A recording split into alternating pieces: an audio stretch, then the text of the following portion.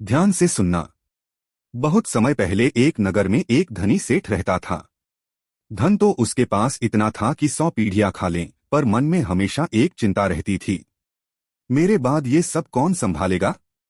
क्या मेरे बेटे इस धन का सही उपयोग करेंगे? उसके दो बेटे थे, एक बड़ा और एक छोटा। सेठ ने दोनों बेटों को बुलाया और कहा, बेटों, मैं तुम्हें एक एक स्वर्ण मुद्राओं की थैली देता हूं। साल भर बाद आकर मुझे बताना कि तुमने इसका क्या किया।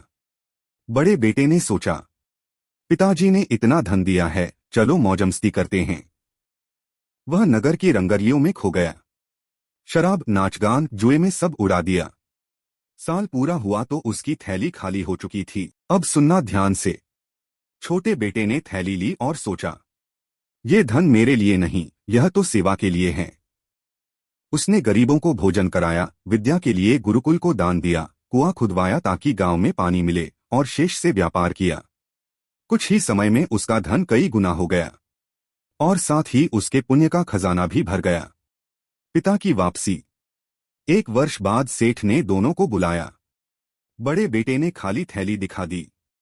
सेठ बोला, तू धन का भोगी है, वंश को मिटाने वाला है। छोटे बेटे ने कहा, पिताजी, थैली तो नहीं लौटा सकता, पर उसका फल देख लीजिए। उसने उन्हें गुरुकुल के छात्र दिखाए, गरीबों के आशीर्वाद दिखाए, कुएं का जल दिखाया और व्यापार का लाभ दिखाया।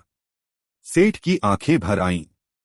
उसने छोटे बेटे को गले लगाया और कहा, सच्चा खजाना सोने चांदी का नहीं, बल्कि पुण्य का है।